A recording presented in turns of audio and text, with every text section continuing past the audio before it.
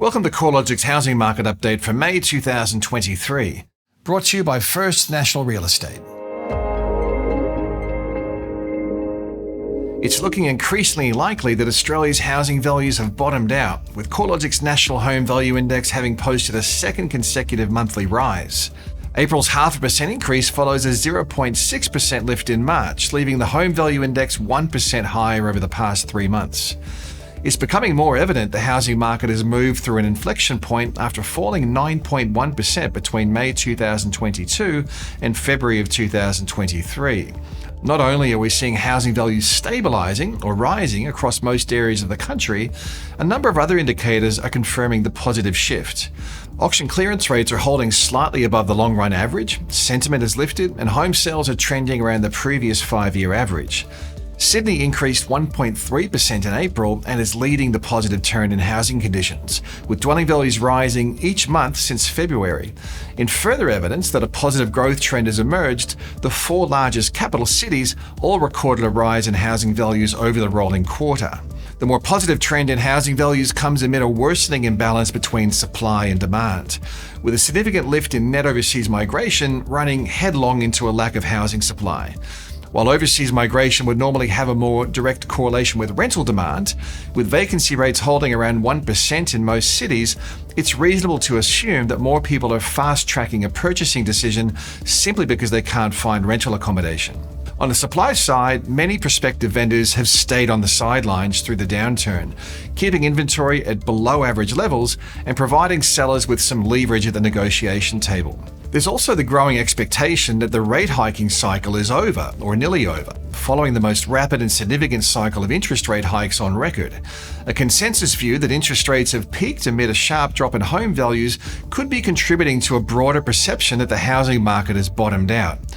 If interest rates stabilise from here, there's a good chance consumer sentiment will improve, bolstering housing market activity from both a purchasing and a selling perspective.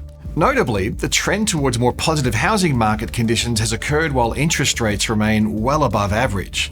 The last time we saw housing values trending higher through a rising interest rate environment was during the mid to late 2000s, when the mining boom was underway. This period was also characterised by surging net overseas migration that contributed significantly to housing demand. The trend among regional markets is one of diversity. While values are generally stabilising or rising in most areas, regional New South Wales and regional Victoria were the only rest of state regions last month to record a fall in housing values. However, the quarterly trend indicates these regions are also on a clear trajectory towards a stabilisation in values. Persistently low levels of advertised supply is a key factor in supporting housing values. The flow of newly listed properties has held below the 5-year average since September 2022, with the rolling 4-week trend holding around 14% below the average for this time of the year towards the end of April. With the flow of new listings holding lower than normal, total advertised inventory was tracking nearly 22% below the previous 5-year average for this time of the year. Advertised supply was well below average across every capital city over the 4 weeks ending April 23rd, apart from Hobart, where listing numbers have been rising, albeit from a low base. The flow of new listings is highly seasonal, typically trending lower through winter before rising into spring and early summer. At the moment, it looks like this seasonal trend is holding true, with the flow of new listings once again falling into winter. This will be an important trend to watch. As market conditions improve, we could see prospective vendors becoming more willing to test the market and beat the spring rush when competition among vendors is likely to be more apparent. While listings have trended lower, demand, based on the estimated number of home sales, looks to have stabilised. The rolling 6-month trend in capital city home sales is tracking about 28.6% below the recent high, but it's held firm through the year to date. On a rolling quarterly basis, estimated capital city home sales were approximately 2.4% below the previous 5-year average for this time of the year. If we see a further lift in consumer sentiment, there is a good chance housing activity will trend higher. This has certainly been the case historically, where measures of consumer sentiment and the number of dwelling sales have shown a high correlation. Housing values across Melbourne posted a second consecutive month of growth in April, although with a lift of just 0.1% over the month, conditions would be better described as a stabilisation in values following a 9.6% downturn.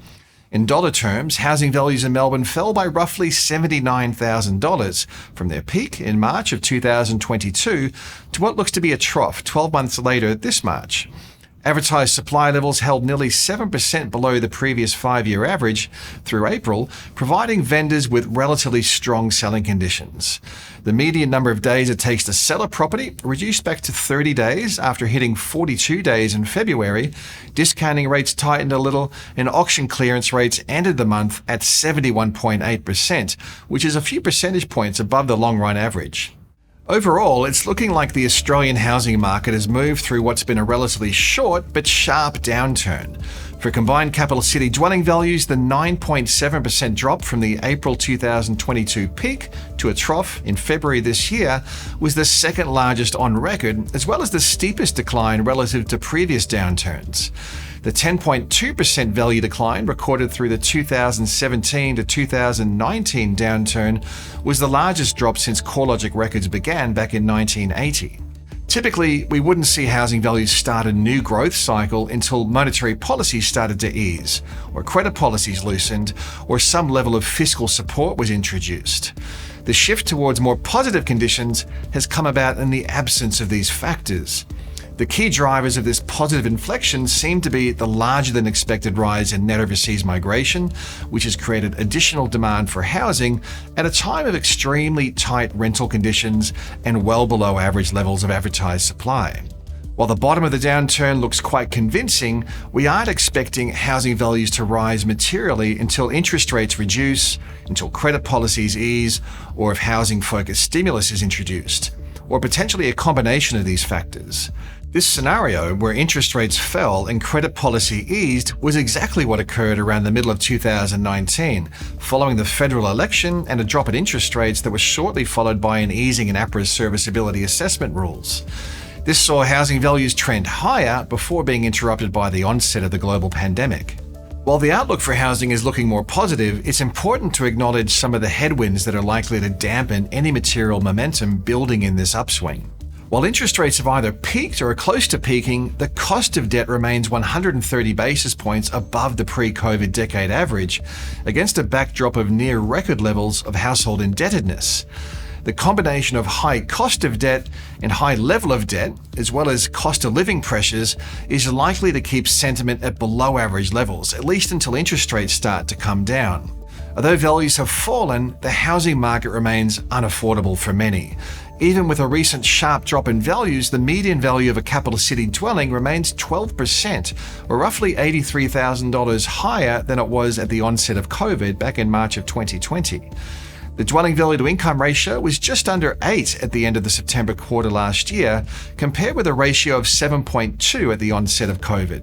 Serviceability costs have continued to rise, with approximately 42% of the median capital city household income required to service a new mortgage on the median value home in September last year, a figure that's expected to rise when updated data comes out later this month.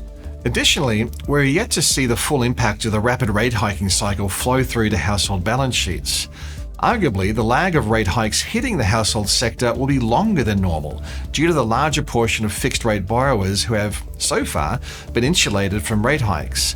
As more borrowers feel the impact of higher interest rates, it's likely we will see more evidence of distress, including a rise in mortgage arrears, albeit from record lows, and potentially a lift in motivated listings. With labour markets expected to remain tight, the risk of distress selling should be contained. Unemployment continues to track around generational lows, holding around the mid-3% range since June last year, compared with the pre-COVID decade average of 5.5%. Public and private sector forecasts have the unemployment rate rising, but remaining well below the decade average benchmark. The outlook for housing markets largely rests with the trajectory of interest rates. The timing of a rate cut remains highly uncertain. However, once we see rates coming down, that's when we could start to see some sustained momentum gather in housing markets. If you want to stay across all the twists and turns in the housing market, make sure you're checking out the research pages of the CoreLogic website.